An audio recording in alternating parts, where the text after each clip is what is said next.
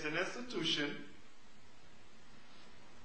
that is set up to go through the history of the biblical patriarchs.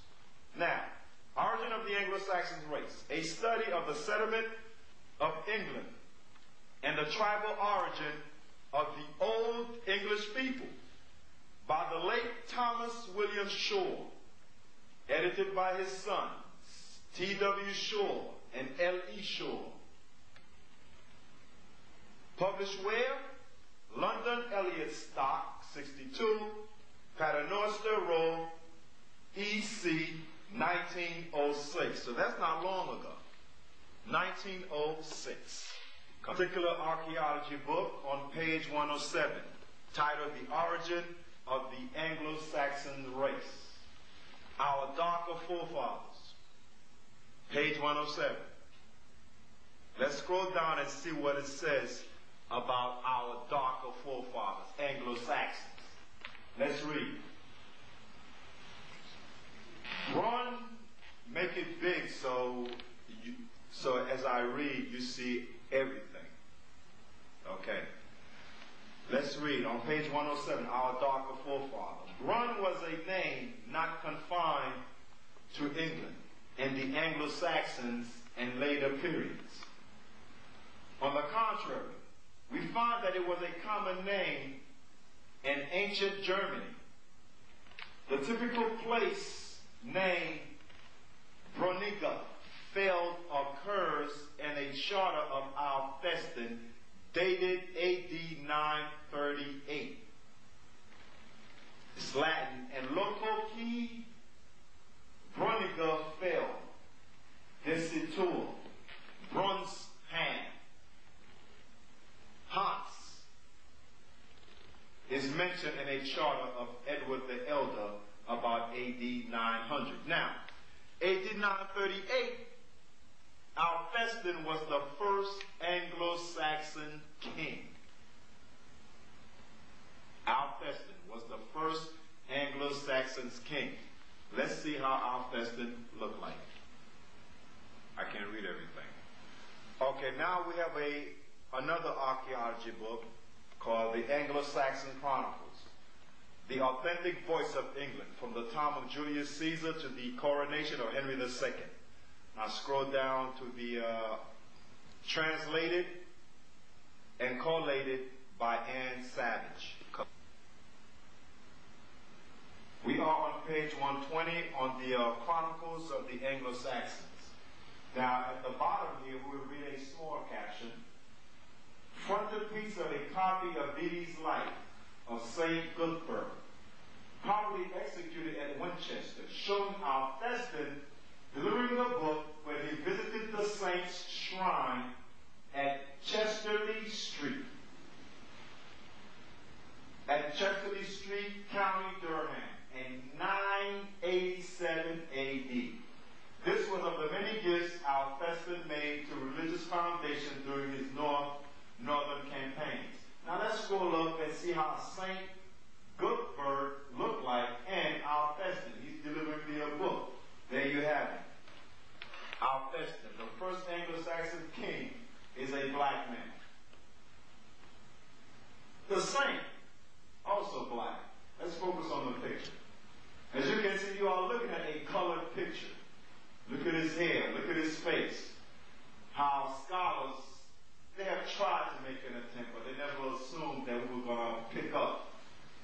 We were going to find out who we were. Alfeston, the first black Anglo-Saxon king. A black man. There's no mistake about that one. Scroll down to his hand. As you can see from the hand, they try to whitewash him. But I don't know what it is. Whenever they try to whitewash a picture, they never complete the job. But as you can see, look, here's the chocolate pigmentation that he's supposed to have. And look how they try to whitewash his hands. But look at down here. The dark pigmentation. Now, let's see how the saint looked like.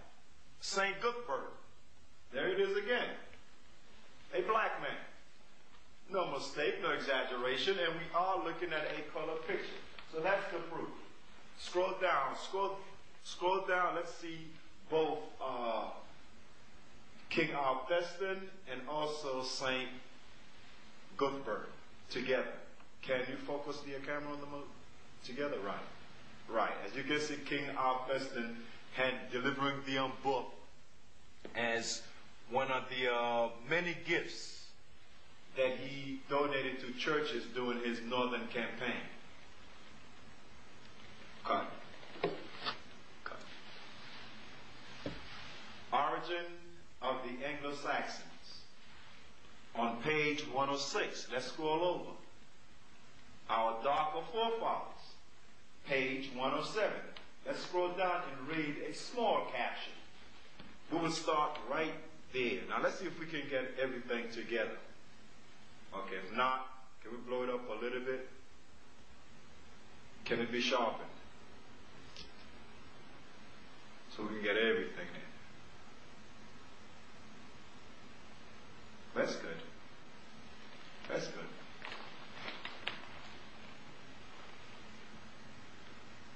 Okay, if not, let's just break it down. That's good. That's good. Right there. Okay, let's begin. This consideration of the probable origin of the great proportion of brunettes in two of the South Midland counties. When you scroll slowly. Midland counties of England leads us to the color names. You're scrolling too fast. Color names as surname and place names which may probably have been derived from their original settlers. For example, there is the common name Brown. This has been derived from the Anglo-Saxon brun, signifying brown. It is not reasonable to doubt that when our forefathers called a man brun or brown, they gave him this name as descriptive of his brown complexion. The probability that the brunettes were common is supported by the frequent references to persons named Brun in Anglo-Saxon literature. Brun was a name not confined to England and the Anglo-Saxons in later periods. On the contrary, we find that it was a common name in ancient Germany. The ancient Germans were black Hebrew Israelites.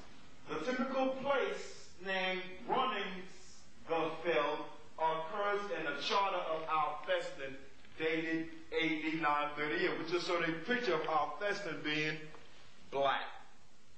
Cut.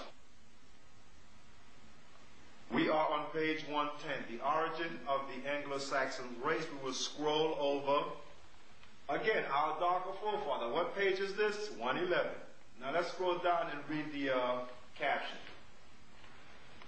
The consideration of the evidence that people of brunette complexions were among the Anglo-Saxon settlers in England leads on to that of people of a still darker hue, which means darker color.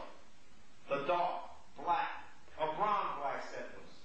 Probably there must have been some of these among the Anglo-Saxons. For we meet with the personal names of black men, blacky man, blacker man, blacker sunu, blacker man, in various documents of the period. Cut. Right now we are on page 12. And the origin of the Anglo-Saxons race.